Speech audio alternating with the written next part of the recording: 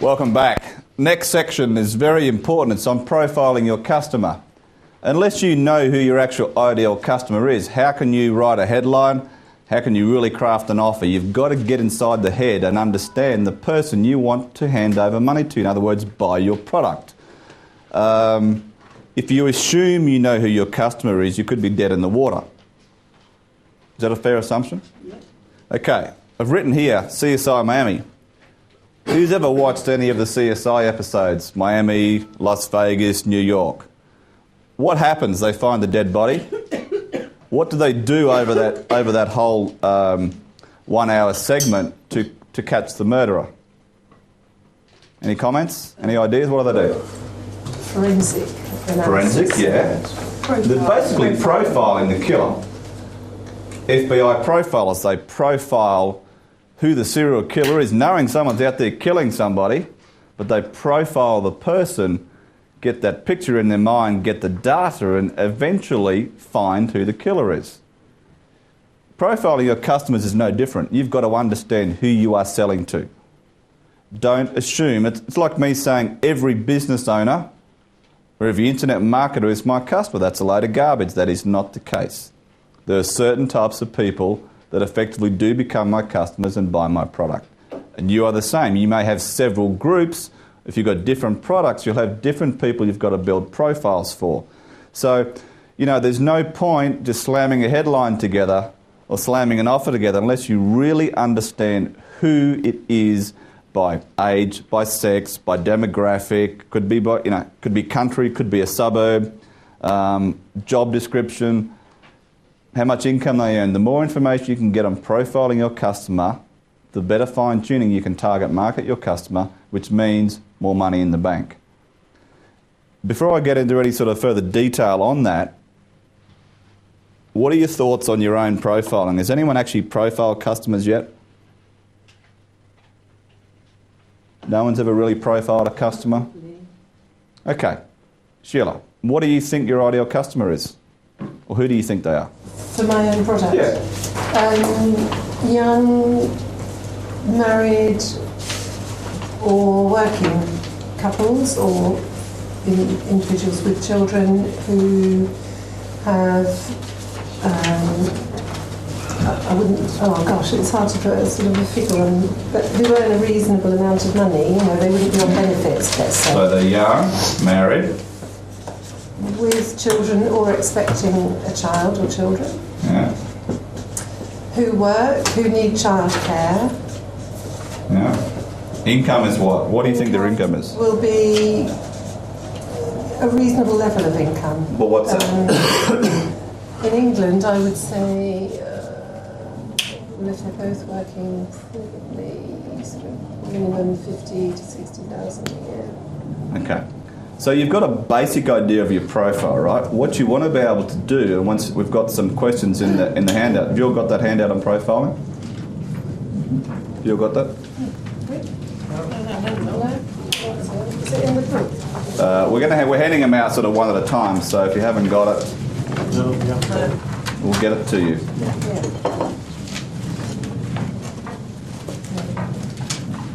Because basically what you said to me, and I'm sure most people in the room are the same, you're using generalities about describing who your customer is. And the important factor is from that you've got to dig, you've got to delve and find out what every minute detail is about. Because if you don't, how can you really fine-tune and target your customers? So, what is young? What does that really mean? Are they aged between 25 to 35, 35, 45? There's a specific age group? I would say probably 25 to 40, maybe 45 even. Okay. That's a fairly broad age group. Let's say 25 to 45, right? It's anyone who can have children, so... Yeah. Okay. What you want to find out from there, and these questions apply to all of you as well, is generally, is it females that respond to your marketing? Is it males that respond? Females. Okay, so most of the people that sell are females? Yes. Okay. So it's women. Yes. Now, I'll give you an example of what happened to one of my clients in Scotland, who a couple of people know. John's a Tai Chi instructor. and they were sending out flyers in the local area, which they did every single year, and their copy was pretty good, and they would get a good response from it. He sent it through for a critique. Now, I asked him a couple of basic questions. I said, John, who predominantly comes to your classes? Is it male or female? Okay. So, the answer was female. I said, okay, what percentage are female? In other words, how many women in the room, how many people in the room are females as opposed to male? He guessed 80%. So he was saying if there's 20 people in the room, only 4 were men and 16 were women. Right? So he's starting to build a profile of who actually parts with money to come to his classes. From there I said, what are the age brackets? Are they between 25 to 35, 45, 55, 55, 65? See, what happens in his case, and you may be the same, you have it up here. You haven't got it down on paper or knowing the questions to ask to profile who's actually handing money over to you. In his case, I think it was, might have been 55 to 65. So suddenly with 2 questions, I knew that 80% of the people that were his actual paying customers were female, aged between 55 to 65. Is that better than knowing it's just someone hands me money? Well, I do Tai Chi, and in my class it's pretty much 50-50. Mm-hmm. So that's just his own specific class. That's what he's got a lot of classes in Scotland, but I mean, generally that's what they find. So the important factor is knowing who comes or who buys as to why.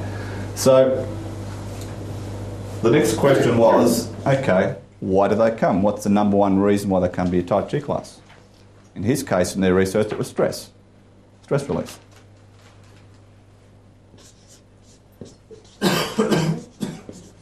Now, if you were armed and dangerous with that knowledge with your business, what sort of headline do you think you could come up with? What sort of copy do you think you could come up with to target that exact profile? None of that was in his copy at all. Wasn't there. It was non-existent. It was in his head. I said, don't guess on the 80%, find out exact. And it was closer to 90%. His age was right and the stress was right.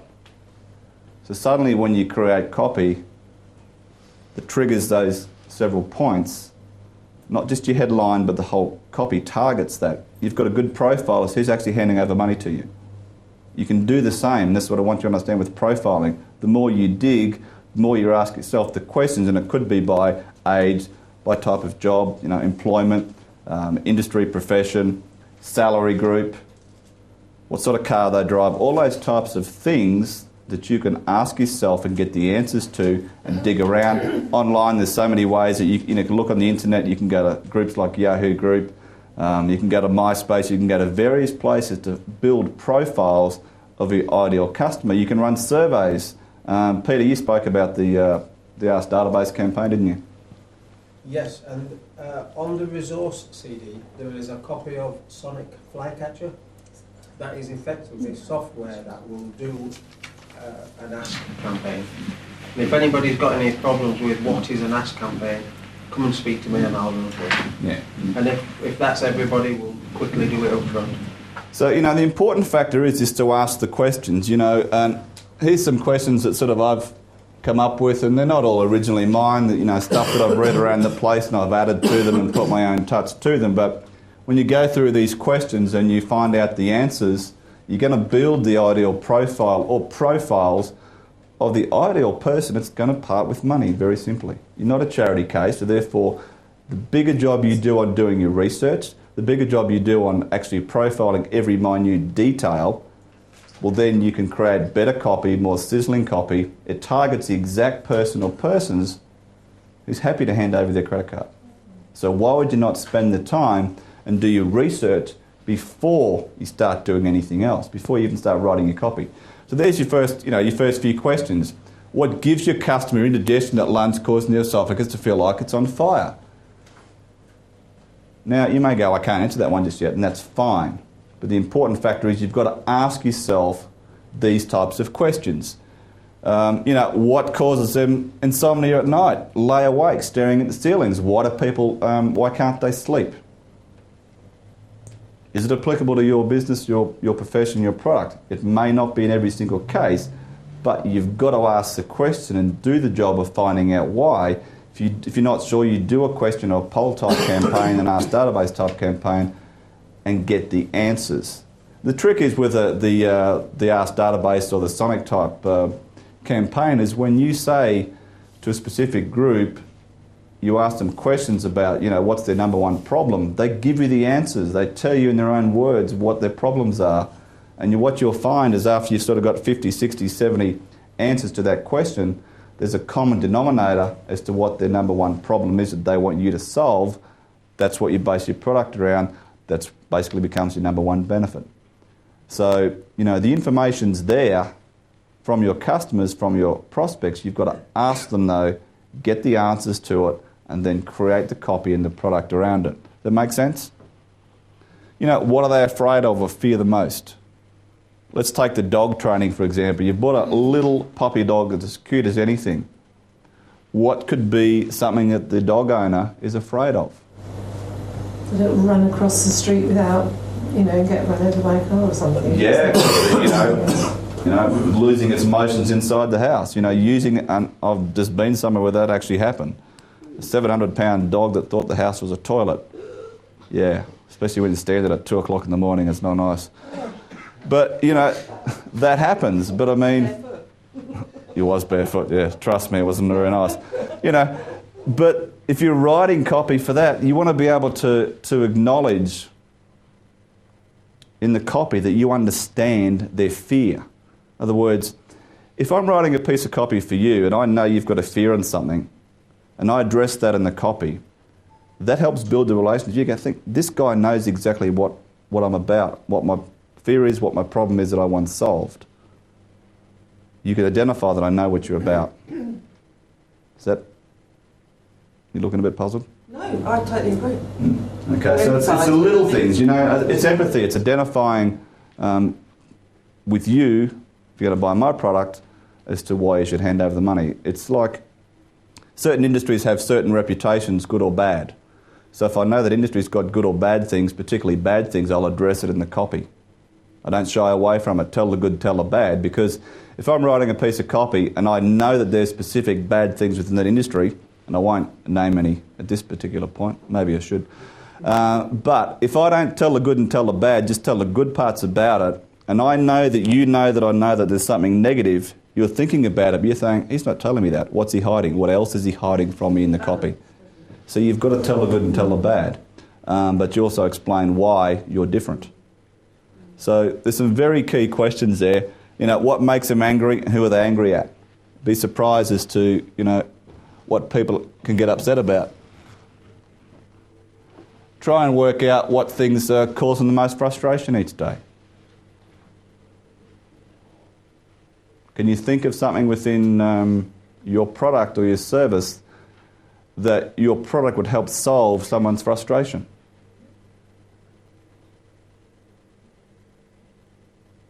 John, with what you offer, Yeah. You asked me the question before about managers. Yeah. You want to know what causes them frustration with specifically what you offer them. Guys working for them who don't know what they're doing, that's something. Yeah. John Wigham, you sort of had these questions before. How did it help you once you started to understand to build a profile?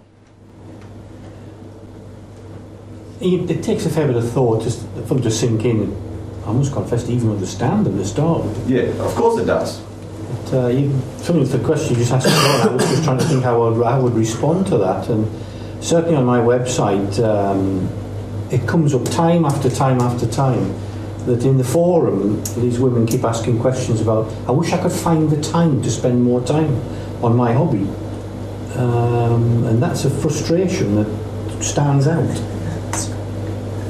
Silly. Yeah. Yeah, I remember that. Yeah. So therefore, what do you think you can do about that? How do you think you can Well, address that's that just what I within was your thinking about when you suddenly pounced on me there. Again, some of these questions you go, doesn't quite relate to me, but if you dig deep enough, you'll find that these will help you, again, build the profile. Mm-hmm. Maybe they should buy Martin's Total Time Management book and solve their problem, create an extra hour a day. Yeah, well, it would help. But I mean, you know, it's you're getting it for... John's actually got a cross-stitch site. Okay, so you get women frustrated that want to spend more time doing cross-stitch than cleaning the house. Maybe it's get a house cleaner and get a cleaner and do it from there. It's tempting to write back and say if you spend a bit less time rabbiting on here, you'd have it. You know I would do that, but maybe you wouldn't. Yeah, that's But I mean, that's, you know, you could address that very easily. Yeah. Anyone else, can you think about, with question number 5, how it could impact on you? Do you know some of your customers' frustrations?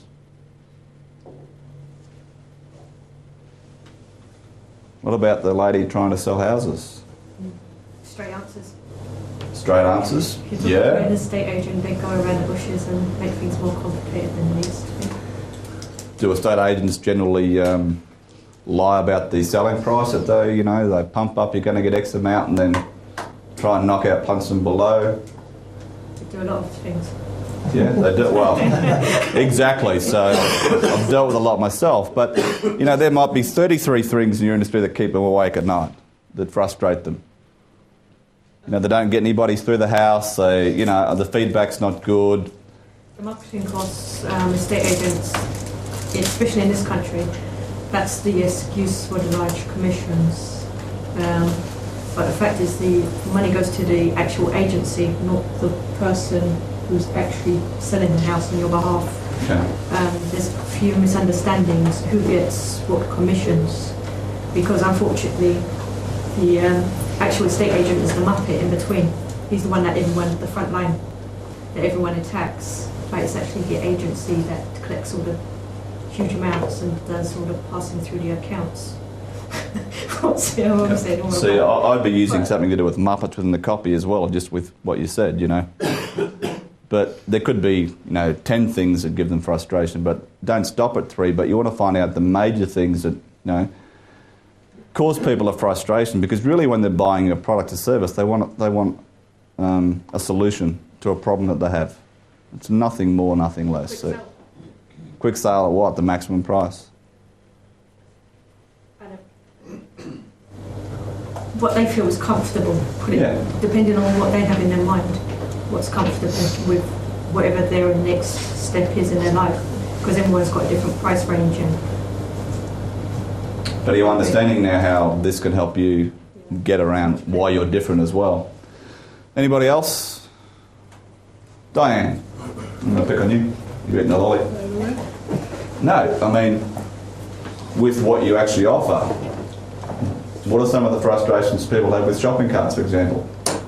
I'll give you one. I'm totally useless on the technical side, but I can't do auto-responders. I can't set the shopping cart up. I outsource it generally. Yeah. There's a lot of people in my boat, which is idiot format for shopping carts. Yeah, I think it is a hurdle. The technical side of it is a hurdle. The customers know that they need the system, and often the setup of it is a frustration.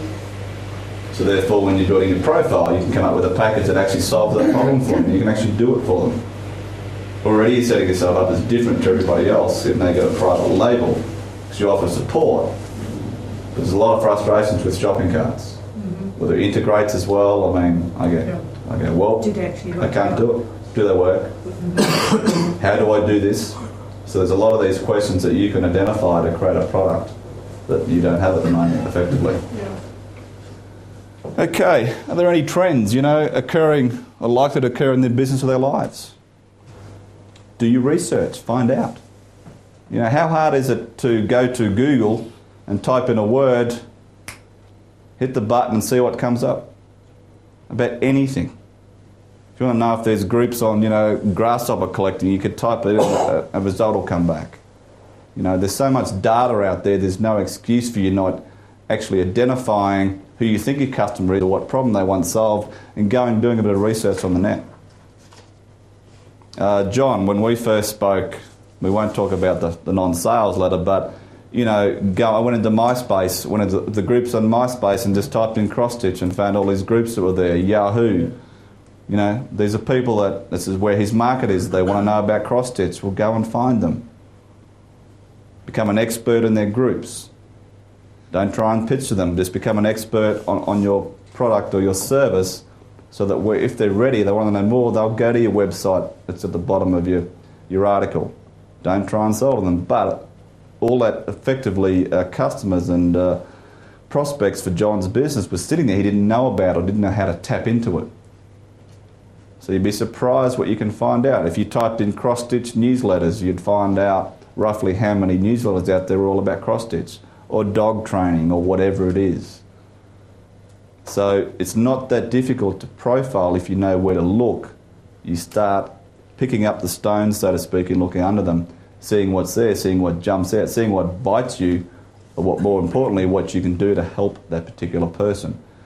You'll want the money, but it shouldn't be about the money. It's about you solving a problem, but building a trust with them first. When I first went online with a database, I was the first subscriber. Okay, we all got to start somewhere. I didn't try and pitch anything for 4 months. Why did I not try and pitch anything for 4 months? Any ideas? I wanted to build trust.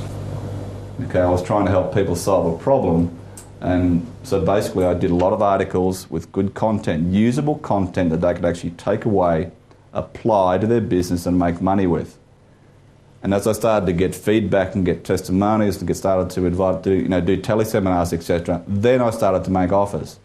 But I was building not only trust, I was building a profile of also of my customers, seeing how they responded to certain emails or certain topics, so that when I created a product, I had a fairly hungry market for that particular product.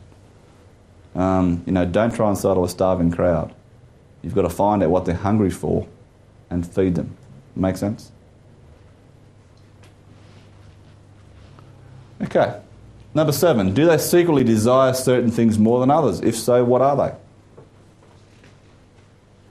What would they like more that they don't have? Again, you can't answer that one now, and I don't expect you to, but you've got to ask yourself these questions and see where the answer is, where the ammunition is, because once you do all these little things, I know Ted covers it in his new book about doing small increments in your copy, 1 to 2% increases in increments here and there, do the minor improvements, and collectively you're going to write a better piece of copy and get more sales. I like the Lance Armstrong, that analogy. Maybe we'll talk about that tomorrow, but it's doing the profiling, getting the answers, getting those minor details that your competitors are too darn lazy to do, and they're leaving money on the table by not doing it. That once you do it, you're going to relate more to your prospect, you're going to build their trust quicker, you're going to get higher sales as well. When you market back-end products, you will get higher sales if you do your homework in the first place. Any questions before I go on? No? Okay, number 8. Fairly self-explanatory. Is there anything about the way they make decisions that could be built-in biased, or like architects are exceptionally analytical? Are you talking to a specific group that's got their own language? Cross-stitchers will have their own language. They'll talk about certain things or know things that relate to them.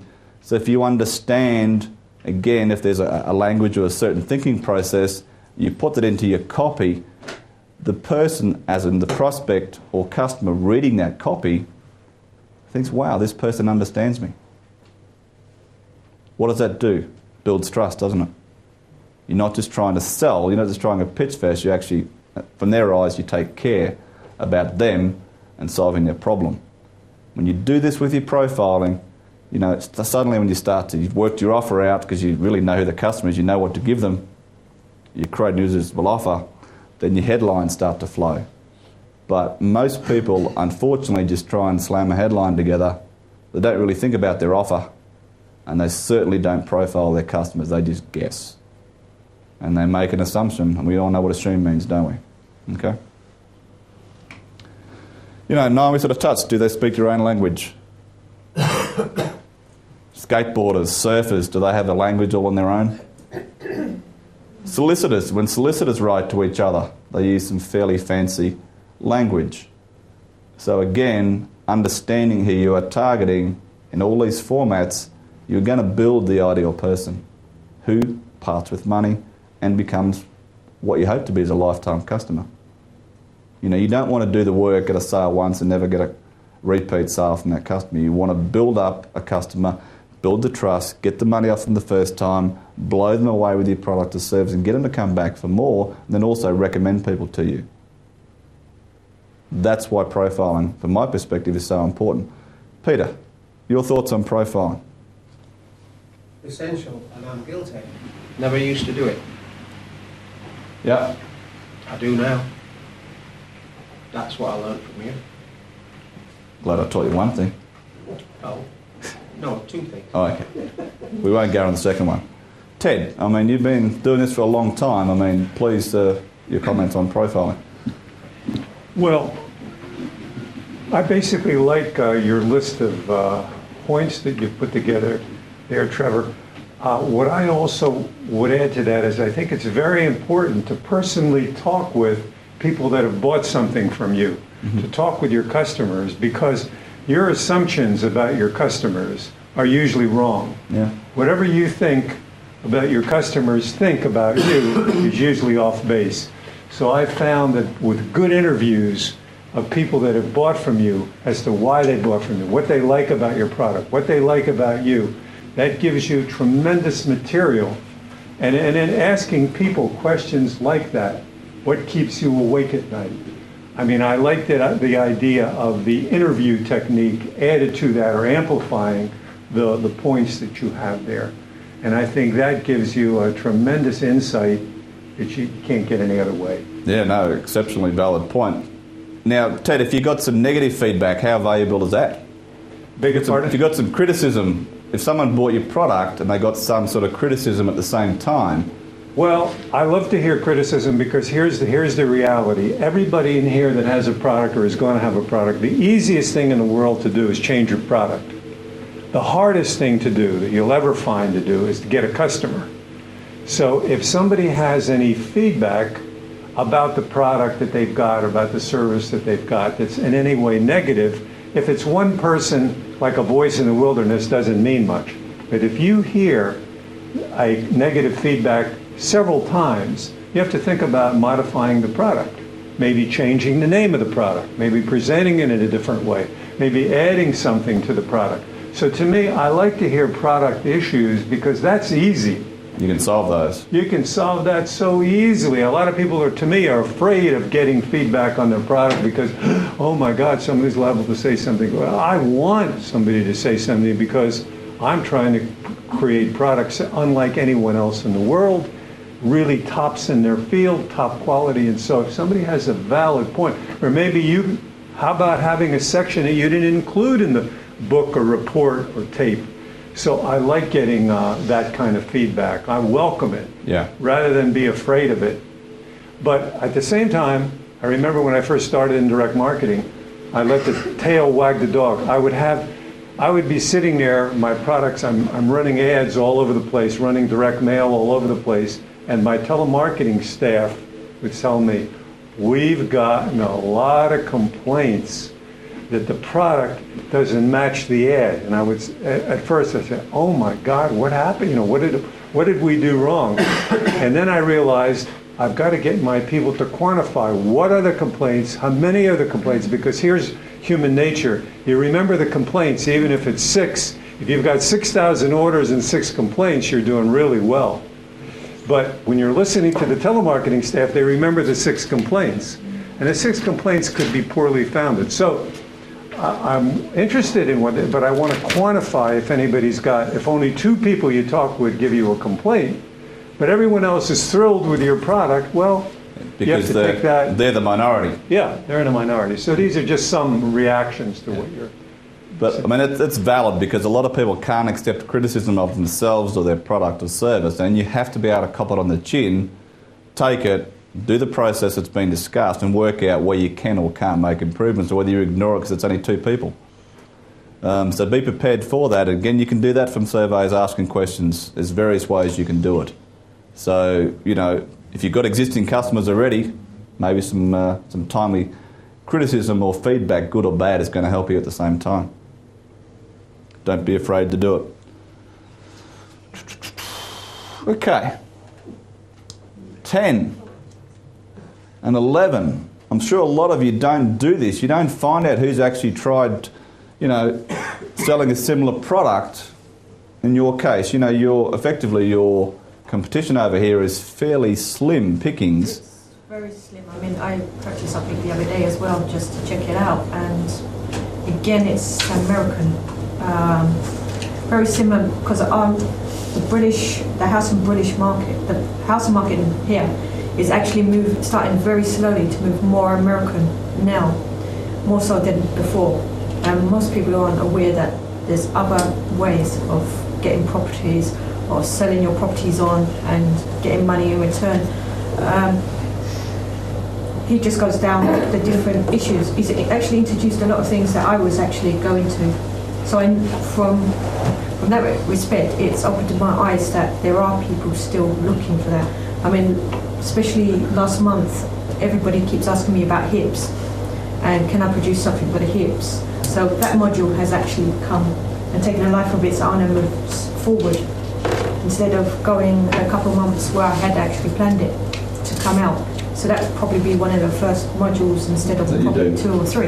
Okay, so knowing you've got there's some competition or other people offering a similar service in America, if there's no chance they're going to sell that over here, why would you not contact them and talk to them or pick up the phone, send them an email, try and rack their brains, because they may have had similar frustrations when they started. There may be certain things and trigger points that work there that will work here at the same time. Or it's like, let's say you've got a business, you run a Yellow Pages ad. I'll pick Australia, and I'm Queensland based. I would look at another state's Yellow Pages, the exact same section that I'm marketing into, and pick up the phone and talk to people. You know, the more you can talk to them on that side, and they may have similar things that they can tell you, frustrations, things they've tried, things that have failed. Don't be afraid to ask your competition for some answers. As long as they can perceive you're not actually a threat to them, what I found is most people are happy to talk to you. Okay, you can almost have like a mini brainstorming session. So you want to find out who's tried before you. Some things online, you know, the market may have been tried and it's failed. People don't buy. So do you want to be a pioneer and get shot full of arrows? You know, you've got to do that research. So, you know, in your case, I would be contacting your competition outside of the country and seeing what you can learn from them. And maybe vice versa, they can learn some things off of you. But do the research. And more importantly, you know, you've got competition out there. If you've got competition out there, whether it's offline or online, they're offering a free report or a newsletter or an opt-in, you subscribe to it. Why would you subscribe to it? You want to see what they're doing well, what they're doing poorly. If you can see someone's actually making money or perceived to be making money doing something pathetic, or not doing it properly, what can you do when you apply good copywriting techniques and good marketing techniques with follow-up? So, you know, when I was in Australia, I would always answer ads offering a free report. I wanted to see what they sent, if they personalised it, what their follow-up was, their whole process. See if I could learn something, create swipe files for good letters, and also see what they were doing wrong. You can do the same. There's no reason why you can't go to any website, really. Let's say you see a decent sales letter online. Subscribe to it, even if it's not your niche. See what their follow-up is. See how they do it, what the process is, what can you learn, what can you model from. See someone doing something exceptionally well in a different field, you can still adapt that and apply it to your specific business. Don't be ignorant to that fact. I'm not saying you are, but I'm saying don't be ignorant to it.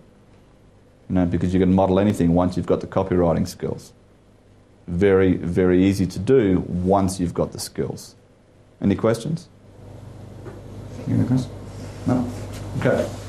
Trevor, Peter. I'd just like to add about the Ask database that we spoke about before. Sure. It's on the resource CD.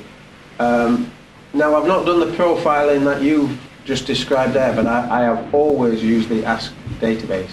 And that's just a trade name.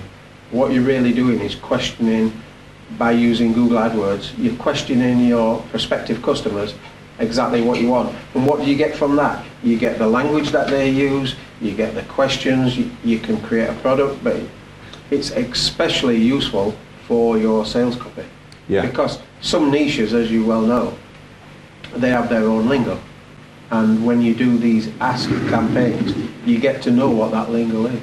Yeah. And I would encourage everybody to use that software that we've given you on the disc. We've paid for it, we've given you, please use it. Very valid point. And look, I don't know the exact stats on this, so it's a bit of a snapshot memory, but I remember when I first got Perry Marshall's AdWords book. Who's familiar with the movie Lord of the Rings? Lord of the Rings, the movie. Okay. Well, they used basically a Google AdWords campaign to test, to pick the movie title. It cost them $2.65, I think. Instead of going to an ad agency spending maybe $100,000 or more. They ran a Google AdWords campaign to see what people responded to, got enough ammunition from that to know what the movie title was going to be. Okay? Simple, isn't it? If you know about it. A lot of sort of, blinding moments you'll get over the next few days are things that, unless we tell you about it, you would never even think about it. Or never know where to go and do it. So let's say you've got what I like about pay-per-click, you've got 25 characters on your first line, on your headline, and 35 characters. It forces you to write tight copy because you're down to characters. So, you can test coming up with short, punchy headlines or short statements and run a bit of a test, spend a few dollars to see what people are going to respond to. But I mean, that one stood out to me. Wow, they've chosen a movie title which was Lord of the Rings, and I spent about $2.65. Makes sense, doesn't it? So, I'm not going to riddle it out. You've got various things that you want to find out about your customers. And I've gone through, basically, before the questions I asked of John. Now, same client. December last year, I went down to do a day of Tai Chi, which just about killed me. But they're setting up a home study course, right? And they want basically a home study course to train people to be Tai Chi instructors rather than do it all face-to-face. Knowing 90% of their customers were women, right, or female, they assumed that a lot of their actual customers would want to become instructors. Wrong answer. So now, knowing that they'd ran previous live, training sessions to train people as instructors, I said, okay, we know that most of the instructors are women. Yes. Did they come from your class originally? No, was the answer. I said, well, do you know there's a certain type of profession or an age bracket? Yes, there was. Most of the women that had been through their actual instructor training course were either school teachers or nurses. So what was my suggestion there? School teachers and nurses subscribe or read certain types of trade journal type magazines. So you start running adverts in those sort of publications, or find it online where they may read what they may be interested about, and also the age group. So, a couple of quick questions was able to point out to them that the people that are likely to hand over several £1,000s were two types of professions. So therefore you create your marketing campaign and your copy targeting those two groups. Not together, an advert for teachers, an advert for nurses, and also go back and ask them why they wanted to become an instructor in the first place. That's the feedback, put that into your copy. What you're then doing is really targeting your hungry crowd. You're going exactly where you know someone's given you money in the past. I mean, it all makes sense, and it's simple, but most of you probably never thought about it or never knew to think about it. Okay, so ask yourself the question in your own mind now, because it's now time for you to do a bit of writing. Define who your ideal customer is. Spend a few minutes just sort of going through it. Look at the questions. You won't get this right now for most of you, but go through the questions and think about really who your ideal customer is. It's not just if it's women, it's not just females. You'll find there's a certain age bracket or group. Now, in your case, you said 25 to 45, and you're guessing, right, to a degree. If you actually went back, you would find there's even a more tighter age group within it. It might be 30 to 40, might be 30 to 38. Don't assume it. Find out. Trust me, when you find out, you'll get better response.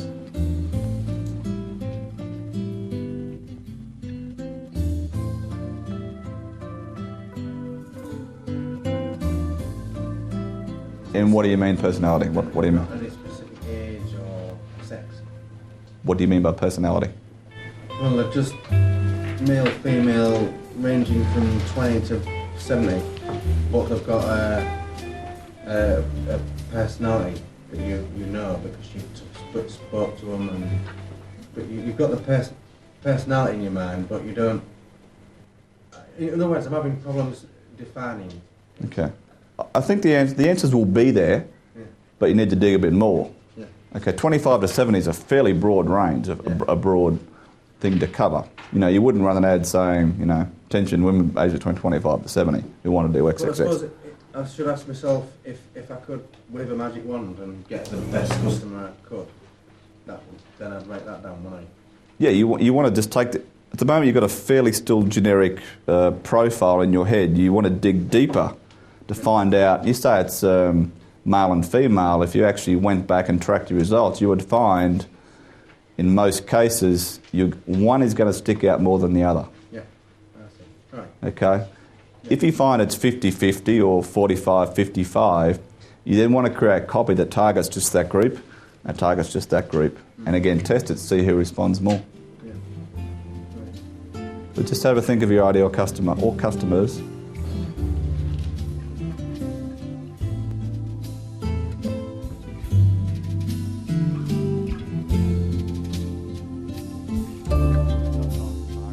Your ideal customer might be a woman, but you actually write the copy to the man, knowing the woman's going to open the mail in the first place. It's an offline marketing piece.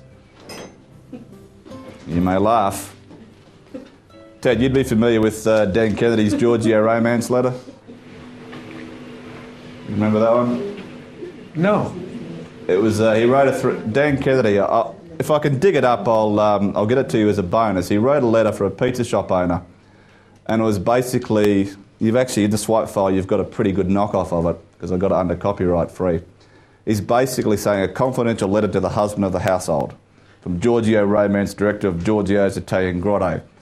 He starts off, dear men, women are different than men, and he basically bags the crap out of us guys for being non-romantic, not having time, too busy in the office, yada, yada, yada. And he's basically offering a romantic dinner. But the whole tone is not trying to sell food, he's selling the romance angle.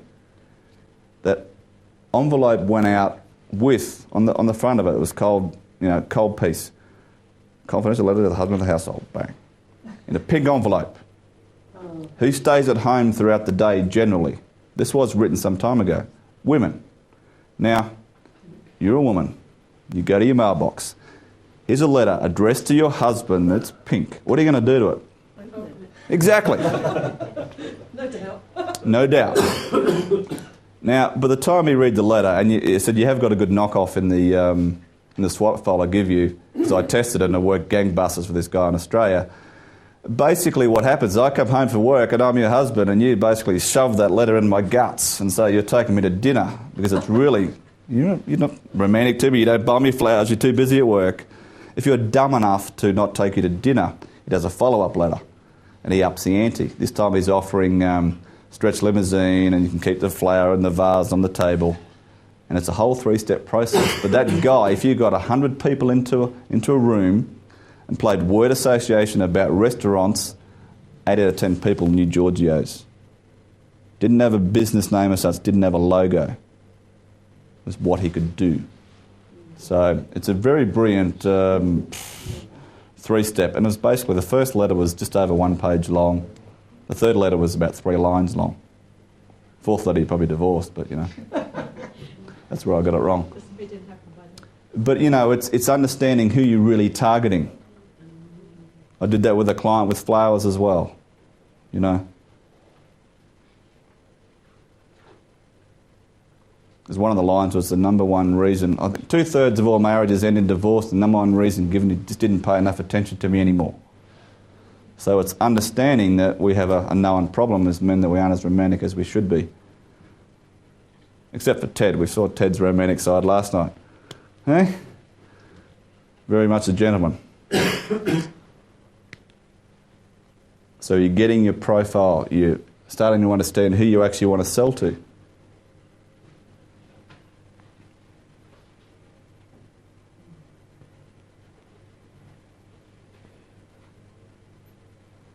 Peter, with your stock market product, you're the long lost stock market. I mean, who are you trying to sell to there? You're in a hefty market, aren't you? Competition. Yes. So who are you trying to target with that? I've got several stock market products. Yeah. I'll make this answer easier for me. I'm after a fairly tight market with one of the products because it's all public domain and it's all basically for beginners. It takes them from the very beginnings and takes them through the basics.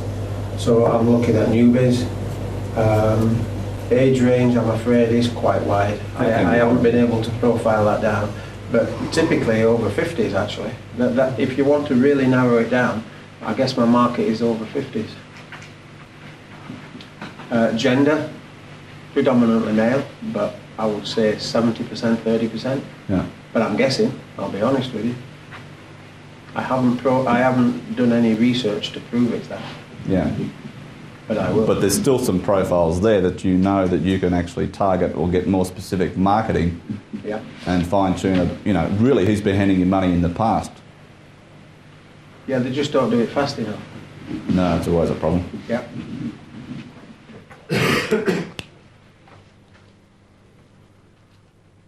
You finished on yours? You stuck? No, that's all right. I mean, Well, actually, Sheila's profile should be fairly easy because she's already done half of it, hasn't she? Because you asked her right at the beginning. Could you flick it? Who? You've got it there. What? Got it there. Yeah, I'm joking. I can't rewind it.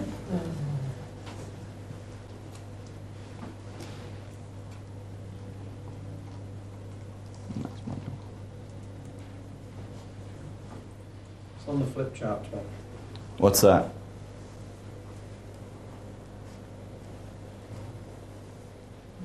Another good way you can, when you get the letters of customers saying, I ain't got the money right now, can you send it to me anyway, and stuff like that.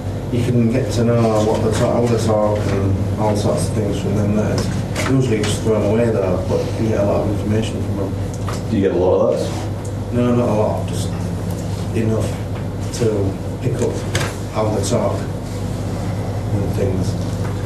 Again, if something stands out and you see it more than once and it seems to be a certain pattern, well then dig and see how you can use that to your advantage, yeah. I mean, I've had it in direct mail, I'm sure Ted's had it a lot more than I have, where people say, well, if your product's so good, just send it to me and I'll pay you double for the product or pay you triple. No.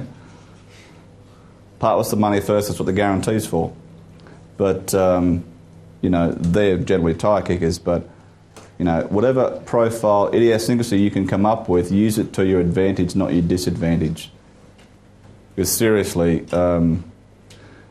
whatever competition you have out there are too lazy to do the research. They're not doing it.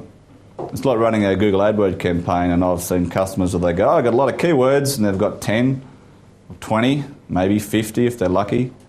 No, there's potentially thousands of keywords out there or search terms out there.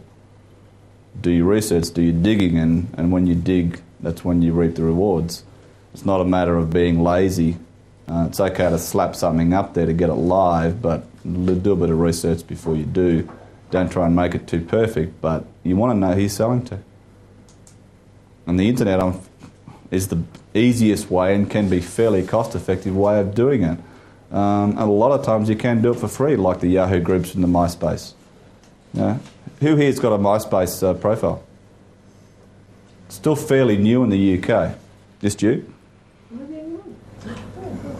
No one else got it. No one else is on MySpace. Okay, well, one of your things you want to do when you leave here is go to MySpace and set up a profile. I've got about 6 of them. Is there any way you can show them how to do that, Trevor? Peter, it's so easy. It's an idiot format to do it. You just go to myspace.co.uk. Could even hide it? Peter, you could do it blindfolded. But you go in there, and unfortunately this software has been now banned by MySpace, but I used to have a piece of software that I could go to the groups and harvest their, legally harvest, their user IDs. I knew they were interested in marketing anyway or business tools. I'd send out 400 friend requests a day because that was about the maximum, and just start building a database of people for free. Get them to the blog, get them the articles, and then try to get them from my MySpace list to my actual normal offline list. Sorry, my normal online list, and then start selling to them that way. You know, when you set up your account, do you use your same personal information, or are you inventing? No, or one of them's a dating site called George Gigolo. That's my call name. I don't see my face. It's to sell a dating ebook. So I've got a whole profile of George Gigolo, and it's just an affiliate link to a ClickBank product. Another one's for called healthysmokes.com, and it's actually my friend's picture on there. Is it only the screen name that they actually see and not your real? They don't ever see my real name unless I give it to them. But the important factor is, I mean, August last year, MySpace cracked 100. Well, I think it was 100 million users. By February this year, it was at 160 odd million. The latest thing is with YouTube. It's growing at a rate of knots. The same lady who invented the software for MySpace now came out with one for YouTube to harvest people on YouTube, to drive traffic to your videos and do all the sorts of things that can be done.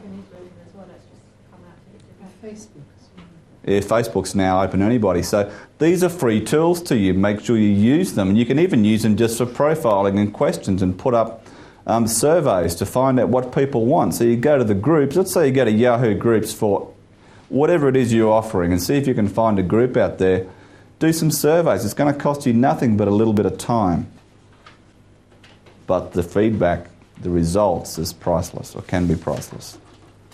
But again, don't try and pitch to them there. Build yourself up as a bit of an expert, build a bit of a profile, get them to be able to trust you. Because what happens if you go into any new group, whether it's a forum or even on MySpace, they will shoot you down very quickly. They're very protective of the existing members. And any new person that comes on board, they're trying to see whether you're just out to try and flog them something, or whether you're really going to add value to that specific group. So therefore, add some contents, like article marketing. Add content. See some posts, read them. If you've got some expertise, what do? You reply to those specific posts and add your thoughts, add your value, with just your name and your web address at the bottom. But there's so many groups out there. How many was on Yahoo groups for cross-stitch? Can you remember? It wasn't. It was YouTube that you flagged across to me, and it ranged from just a couple right the way through to several thousand. Yeah, but yeah, I think I searched Yahoo groups. Some cross-stitch groups had like 10, 20, 30,000 members in there. There's a hungry crowd to go and target to. What information can you find out from that to build a profile? Huge. Okay, so there's a lot of free information out there available if you know where to go, and if you're prepared to actually get off your backside and do the work. You know, you don't have to spend hours and hours doing it, but you may set aside, 15, 20 minutes a day to do a bit of a dig and see what's out there. But as long as you're doing it, you're going to get ammunition that you can use, even if it's just a UK market. One of my clients is just into... she's targeted the slimming market, and you know who I'm talking about here, John. I won't name names. But, she went about it the wrong way. But at the same time, this customer had when I first spoke to her December last year, 150 odd articles written on her subject. They weren't on a blog, they weren't submitted to articles. I mean, she was doing nothing with them. Great content. She had was she getting 3 opt-ins a week on her sales letter page. We put up a name squeeze page. She went up, many, many thousands of %. in opt-ins to build a database by doing basic things and targeting people with the right information, finding out who her customers really were and giving them content. She's now doing the process of changing her product because her product didn't work. So we set us up, one of our mentoring sessions that John's on, we set up a 30-day challenge. You know, set yourself 30 days, this is what you want to have done, and break it down. You know, it's nothing new. Day by day, reverse engineer it. So each day you're doing a step getting you closer to that goal and making sure by day 30 you've done it. Hers was very simple. She was trying to sell a product at the wrong price, and it failed dismally. She needed to do a membership site, and she could do, and she hadn't done it. We had this discussion in December, then in January. It's now 6-7 months later, she still hadn't done it. But by now it should be finished. She'd procrastinated about it. Okay, she sort of had the knowledge here, was too afraid to do it. What's the point of driving traffic to your site that doesn't want to buy your product or service? In other words, she didn't like the criticism or the feedback that she got. The reality is what she was offering as a product, people weren't buying. When she changes the product alone to what I've suggested, I know her sales will go up. So again, that's all in the profiling process. So would anyone like to read out a game to read out what they think their ideal customer is? And more importantly, with what you've already learnt this afternoon, you know, from Peter, Ted and I, has your opinion on your ideal customer changed since before you got here? Mine has. I think probably my initial thoughts were too broad. I think it can be subdivided. I've also got some other thoughts on another project which is a public domain ebook. And again, it's probably a little bit too broad. As you say, you try not to make assumptions. You have a mental image of what you think it might be, but it needs to be further defined. So I think it's easier for the second item I have in mind, the public domain ebook, rather than the first one. So I'll have to make a decision tonight which letter I'm going to write. Yeah, but good. So you've got some. You think now you've got a better understanding without being able to do. You haven't got access to the internet now to be able to do your research, but you've got a better idea of who you really want to target. Yeah. Good. Anyone else want to read out or make comments on the ideal customer? What's changed since, from 3 hours, 4 hours ago, as to who you have been targeting or who you've thought is your customer, as to how you would approach that now?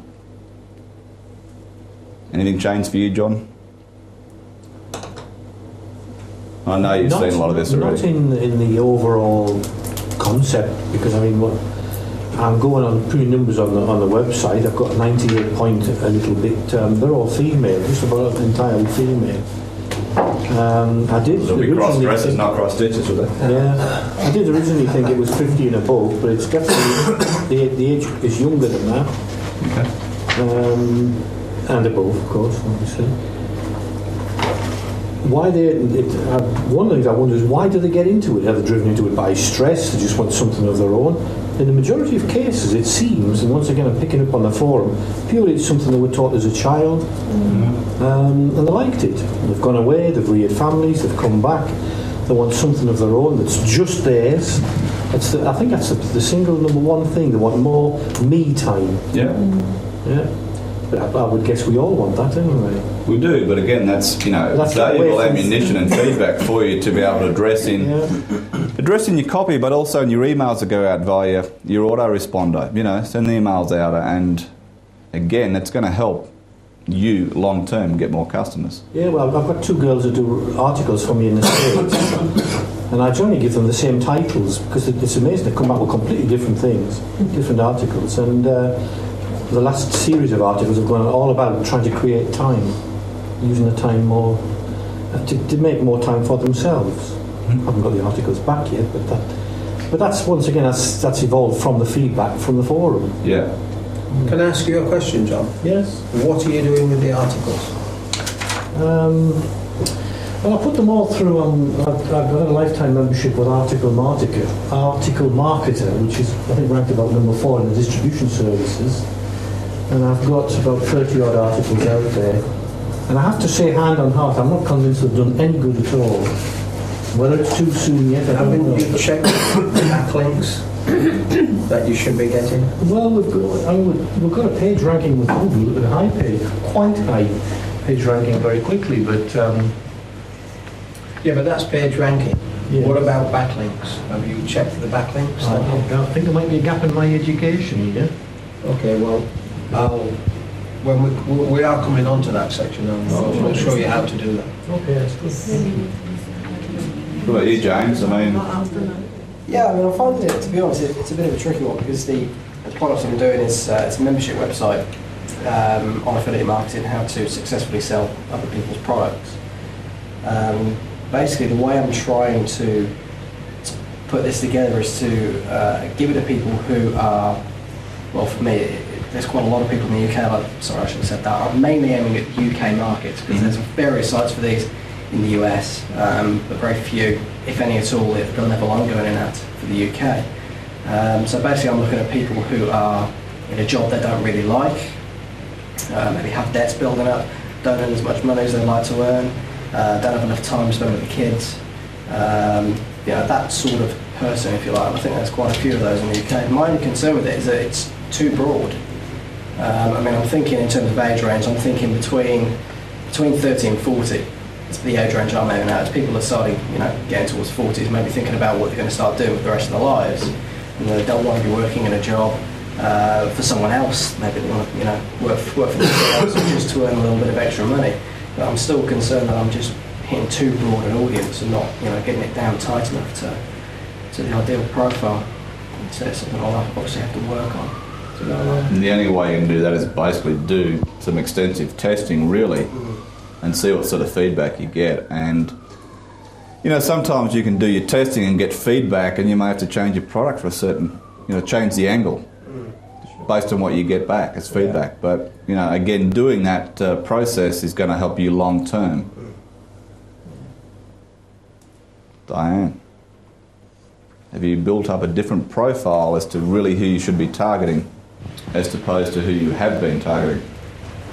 In terms of age and sex and demographics, no. I don't. I know, You won't know that now, no. of course. I know what they want, what their needs are and what they want to accomplish, but who they are specifically, I don't. So I need to work on that. Yeah, you definitely can. I mean, you've potentially got a great market out there, you know that. It's a wide market.